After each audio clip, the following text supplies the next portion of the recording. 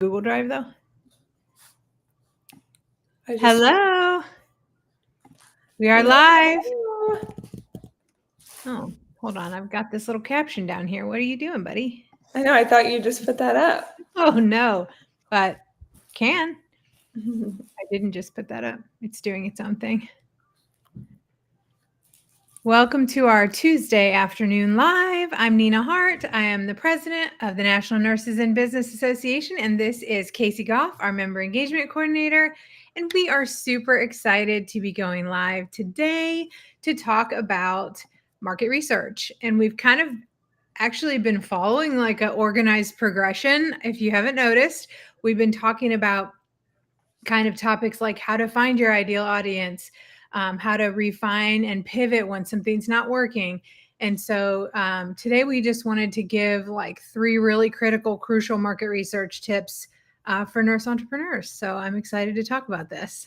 Yes, I am too. I think it's super important that people just understand like why market research is so essential just to build a sustainable business, and then kind of give them like a personal anecdote to see what happens if you skip it or if you think it's not as important. So I think it's good if we just set some expectations for everybody and let them know what we're going to be covering and how we're going to cover it, while my dog chews the loudest possible toy every time. I can't hear it, but I really considered eating some chips. And then I thought, maybe I just better wait till live is over. But I could blame it on Millie, right? You can, because she's like eating something that sounds like a bag of chips right now. So I can't hear it. So I wanted just to say, to your point, I am surprised at how much I am finding that market research really trips up nurses. And by that, I mean just not doing it at all. Just right. conducting no market research whatsoever, just kind of deciding like, oh, I'm interested in coaching. I'm interested in coaching on lifestyle or functional medicine or weight loss or whatever. And so they just start, right? Which part of that is great. Okay. Part of that I just want to say is just start, right? Like that is great. But the part that's not so great is like then, like these nurses that I'm talking to pretty regularly now, they're stuck. They're super stuck. They're like, I have no clients. I can't move out of this phase of my business. It's super frustrating. Why is this happening? What do I do? And that's where some of these really critical topics that we've been talking about, like identifying your target ideal client and, knowing when to pivot or when it's your messaging. And then today talking about how to conduct market research and why you should be conducting market research. These are huge components, whether you're just starting and you are trying to figure out what you should be doing, or if you're already in business and you're adding new service lines and you're looking to expand products and offerings. This is huge for that as well. It's never going to not be, market research is never going to be something that, as a business owner, you can get away from. Now, that doesn't mean you have to do it yourself, but somebody should be doing it. Yeah. And I think people think that it's just like kind of studying the competition or like, what are they charging? Is this what I should charge? But I think it's so much more about like just knowing who you're going to be charging, knowing your audience, knowing your ideal client, and then kind of like validating it with real conversations from people. Just because someone is charging one thing in your area does not mean that that's what you have to charge. Well, it's like overcomplicating it to the max. And I don't know why nurses, and I can speak to this myself, this is my fatal flaw. I don't know why we have to overcomplicate everything. This is not like doing a cross-sectional national demographic data, which if you want to do that because you're Casey and you're in school for that, then do it, right? Or pay Casey to do it. She'd be phenomenal. I'm not doing services she's not offering, but pay someone else to do it, right? If you feel like that is the research you need to do, then by all means do that. But I'm just saying, for the purposes of today, we are talking about very simple concepts. So don't be scared away by intimidating words like research, right? Because although I love using data and seeing what data means. I actually don't love research at all. It is super draining for me. And if you say like, do you want to research this? My immediate answer is absolutely not. I don't want to research that. Time consuming, Waste time, monotonous. not revenue generating activity. So if I had one thing to say, just as a caveat before we really start digging into this, I would say, please be aware and keep top of mind that market research, while super valuable, is not a revenue generating activity. And one of the things I say to nurses when they are telling me that they're stuck is, are you focused on revenue generating activities? Because if you are not making money and your business is not profitable, it is most likely because you are tab surfing, you have 1,000 tabs open, and you are not doing, you are not 100% focused on revenue generating activities. Because when you are, you see the revenue coming in from those activities. And market research, by all, I can't even think of the word, by all fronts, is not revenue generating. It may be later, right? If you do the market research up front for your client, for your product, for your service, before you launch it, you will see the return on investment for that later. But it's not going to be something where I'm doing market research and it's not making me any money, right? It's not. It can be exhausting too. So For it's sure. not going to motivate you, Right. probably. So I would do unless it. you like to research. Do it in some steps that we'll define here today, and we'll talk a little more about, just to be careful, like you said, to conserve your energy and focus on making money and bringing on clients. Yeah, and I think that's all really good. And I think there's a lot of methods that you can use to research your audience or find your ideal customer. And you can do social media engagement, you can do direct face-to-face conversations, surveys. That's stuff like the conference is really good for that kind of stuff. You get to meet so many different people and you can kind of pick their brains. What do you think has been the most beneficial for you in your business?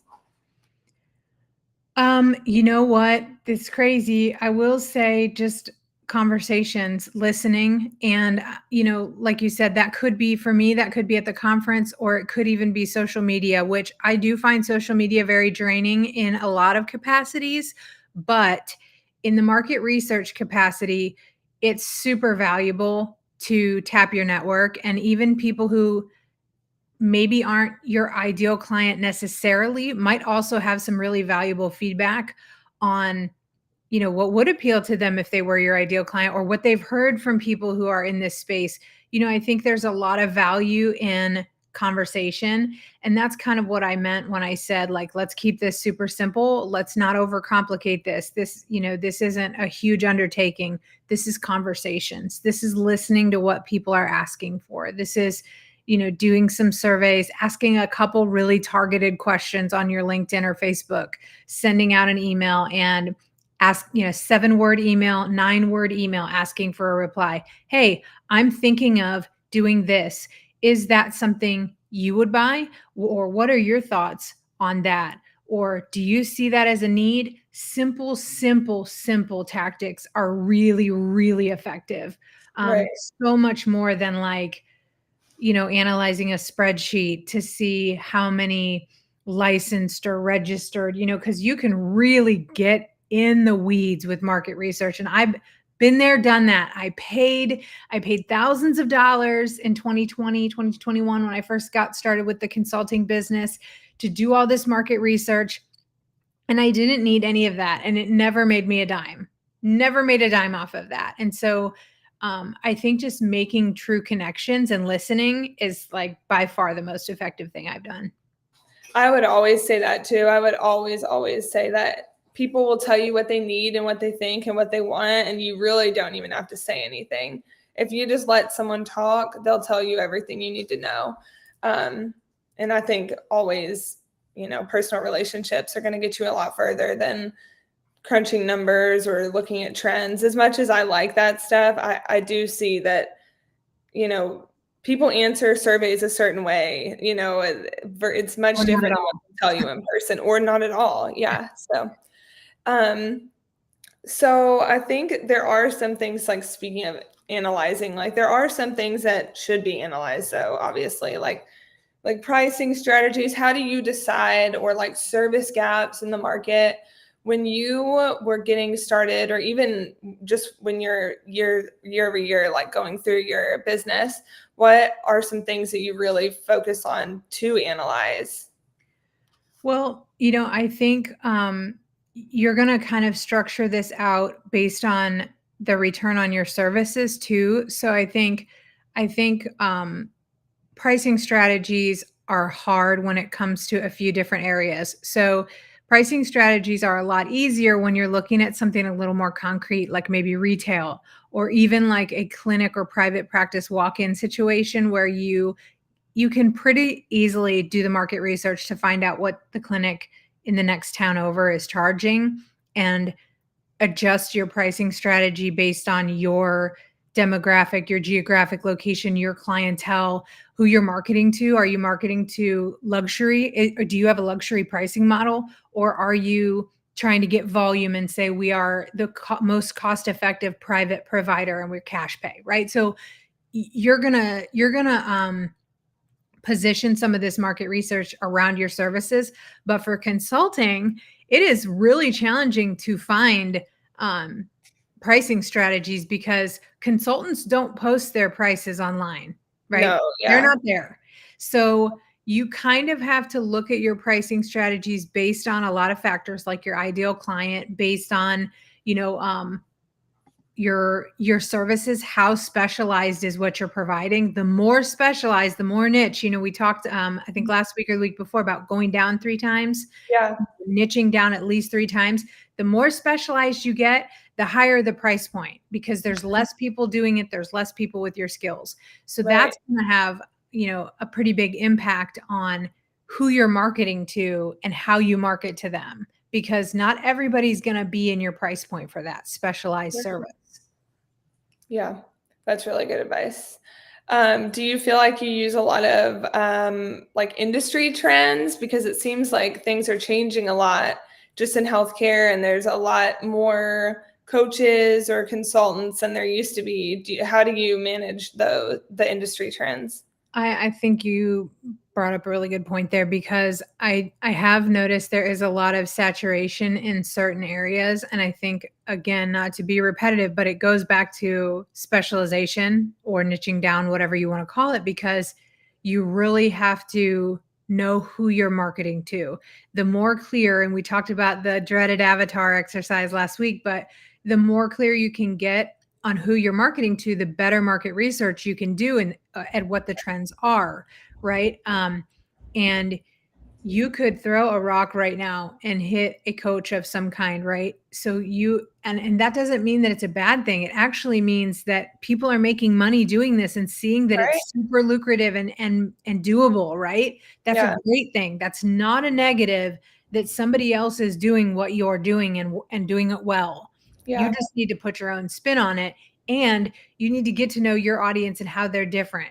How are you going to get your market share? How are you going to segment the market to specifically message what you offer? And I think that's where nurses can really struggle because that messaging isn't super clear, and so they kind of fall in this red ocean of coaches or consultants or course creators or influencers or whatever bucket they're trying to stand out in. And then we think in our mind like, I need to do something super controversial, or I need to go viral in order to stand out and get my message out. And that's really not mostly realistic most of the time. Like that may happen to you probably on a fluke, right?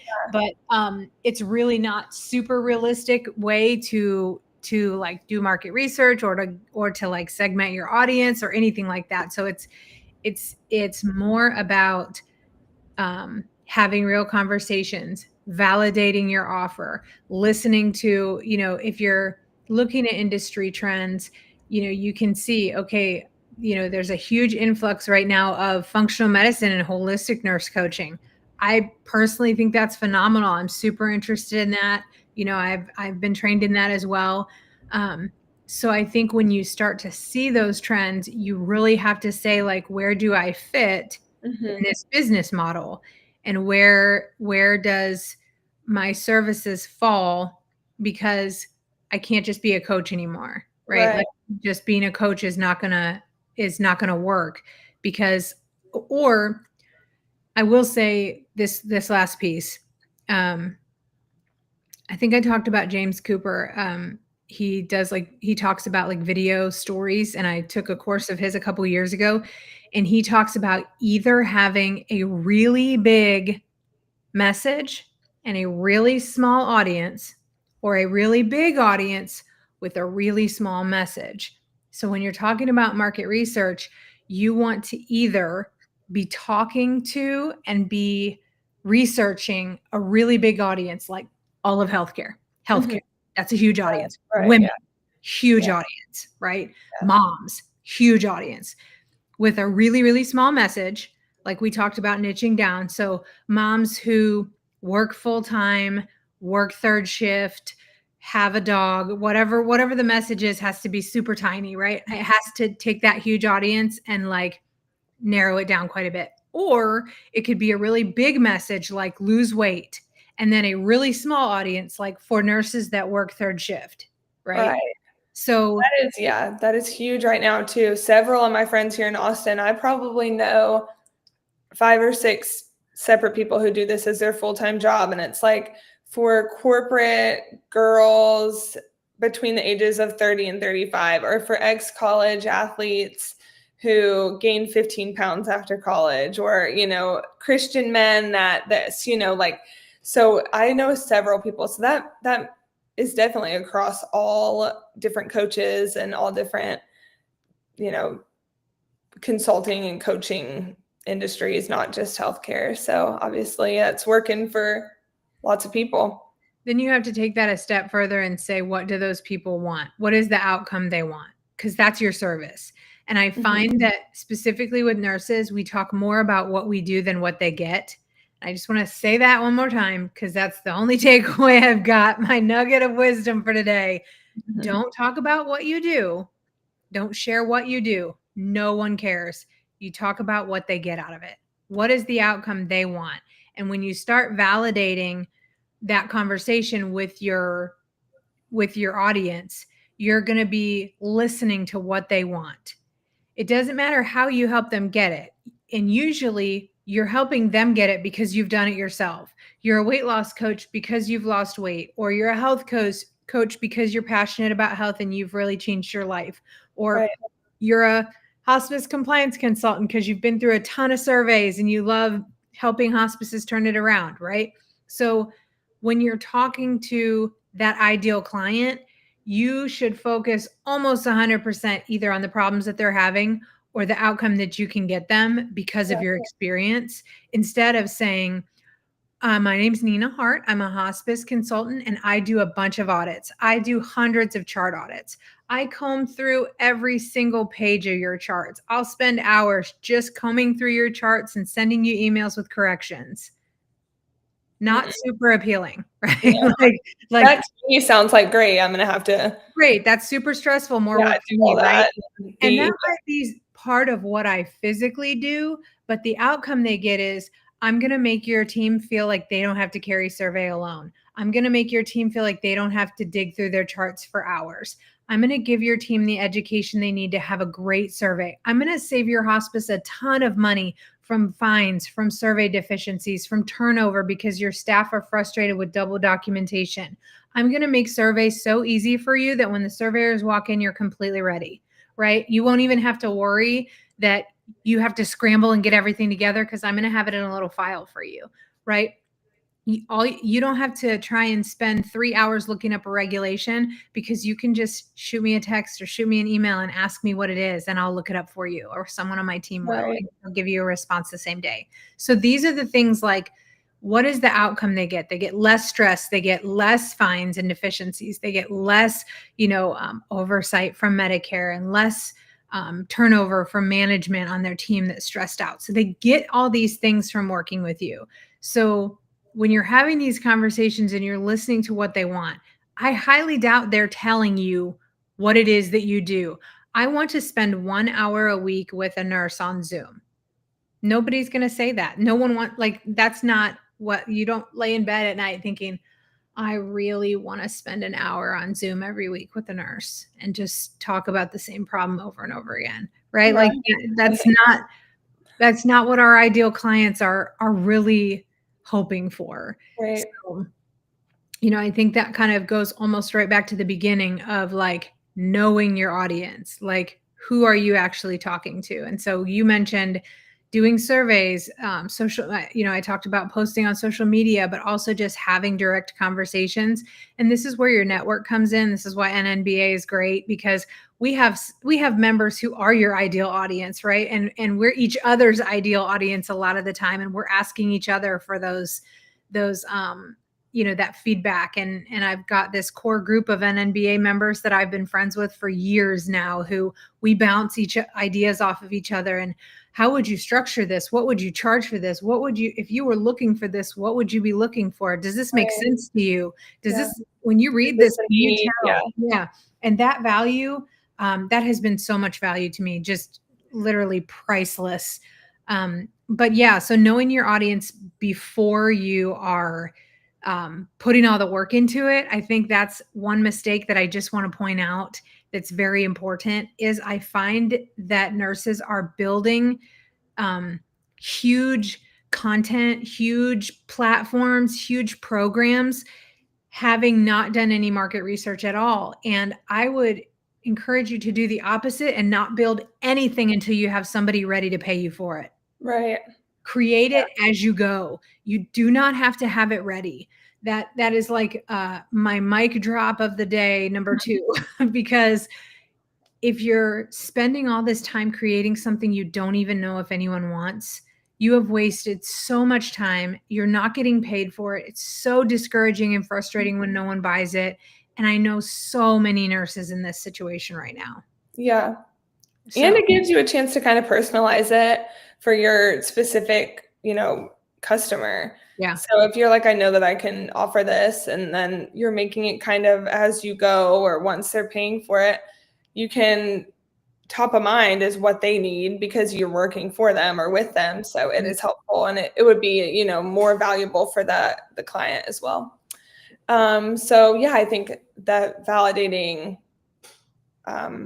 with real conversations is super important. And that can be, like I said, through like discovery calls or networking events, conferences, just any kind of like interactive workshop. I did just, I do want to plug this really quick. I just put on February 25th a virtual coffee hour. So that's going to be like a little bit of an option to kind of, you can talk with other people, you can talk it through with me, you can talk it through just to kind of see if that is something that you're looking for or the other people are looking for, kind of like what Nina was saying.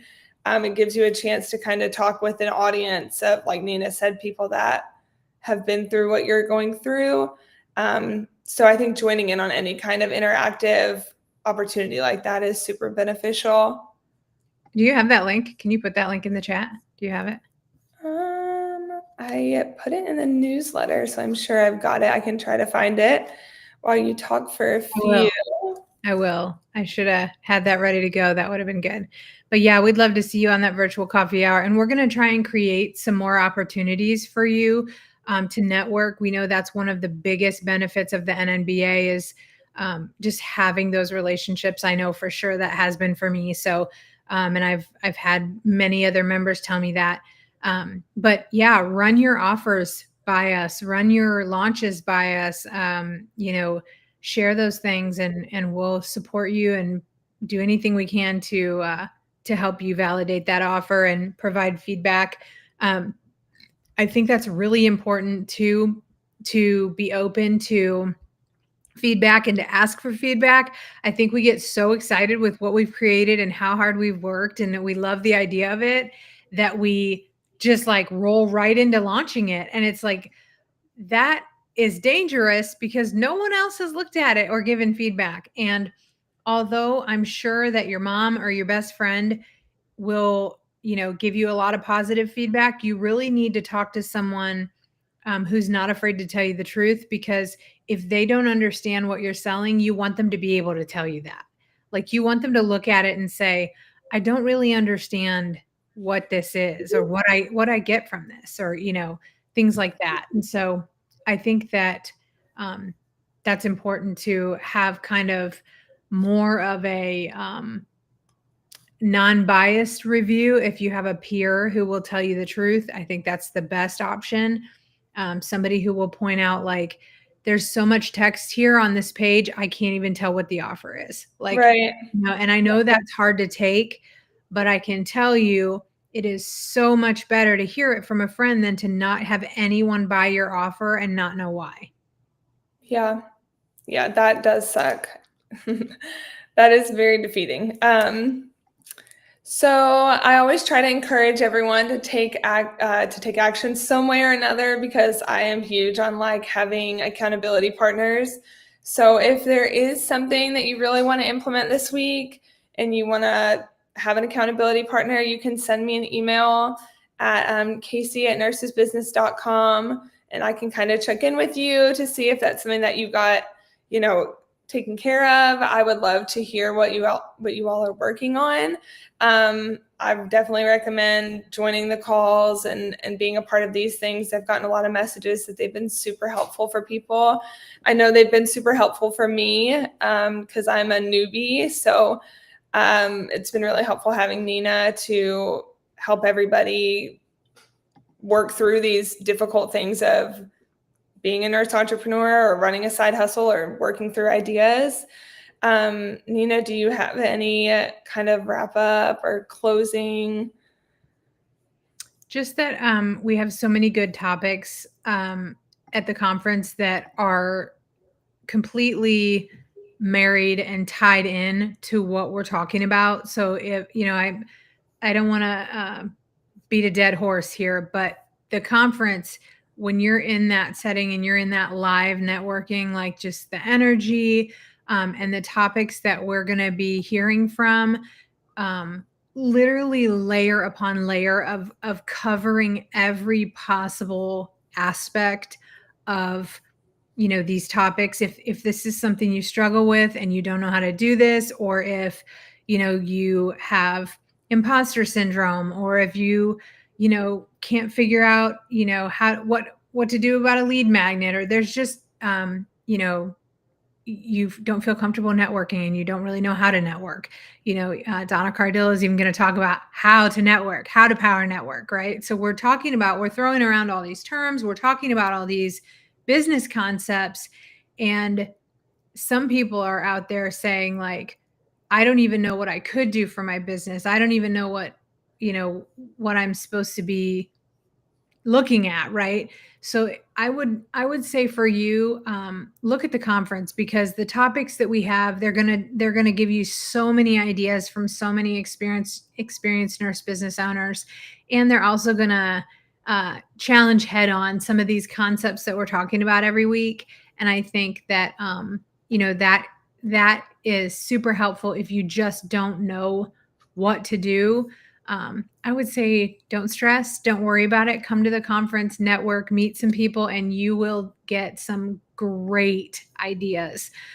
Truly, truly, the ideas and the energy just flowing, right? So I would recommend that if you're listening to this and you're feeling like, I don't have an idea to market research, or I have too many ideas to market research, or I just don't know what to do, I don't even know what I could do, I have imposter syndrome, whatever it is, I would say to you that you should come to the conference, consider coming to the conference and doing some in-person networking, learning, these things that are going to be live there. And so it's a totally different experience when you're live. So Yeah. I was also going to mention the conference and just say that everything that we have heard from people on these lives or outside of the lives, and just kind of like getting to know everyone since, starting us with the NMBA, every single thing that people have brought up to us is something that we're going over at the conference. Like a huge one is like, I don't know, like the legal aspects of starting a nurse business. Well, I know Nick Webb is going to go over that. There's so much stuff about like the overwhelm of social media that I've heard about, and Bridget's going over some of that. I personally cannot wait to hear Damien's, one, because I love Damien, and two, because I totally understand working full-time and growing your business. There's so much valuable information, and it really is so important to hear it from people that have done it. And to be a part of it, it really does change it changes the game to actually be a part of it and be there and meet the people that are going through this. And it is very encouraging and inspiring. So. Awesome. Well, thank you. Well, thank you guys so much for joining us today. If this was helpful, drop a comment. Let us know if you were like, wait a second, I'm, I need more help with this area. Ask your questions. We'll keep an eye out and try and respond and be helpful, or send us a message and let us know how we could support you in this area or what you're market researching. I actually really, really love hearing the ideas of what you're doing. So I have found even just sharing that, even if you feel kind of stuck or frustrated, sometimes even just sharing what you're doing can be uplifting and encouraging and get you through a mental block. So, share with us what you're working on, comment and share your business, share what you're doing. The conference is in person, Audrey. Yep. It's an in-person conference, July 17th through 19th in Las Vegas, Nevada. And we could not be more excited. It's at my favorite hotel in the world, the South Point, with a 24-hour Starbucks and plenty of roulette tables and free drinks. Yeah. And there's like an ice cream place and all these delicious 11 restaurants inside. Okay. If my kind of place. Come for all that and then just, stop by the conference. Yeah, it's in person, and it's really, this will be my 5th year, and just really every time I take something really meaningful away, new relationships, new connections, new ideas, new strategies, new perspectives. You can feel like you're in a groove and doing great, and then somebody shares something that just completely opens up a whole new possibility, and you can go start doing something that you've always wanted to do and didn't even know it. So it's just very inspiring, very motivating setting to be in person with all those nurse entrepreneurs.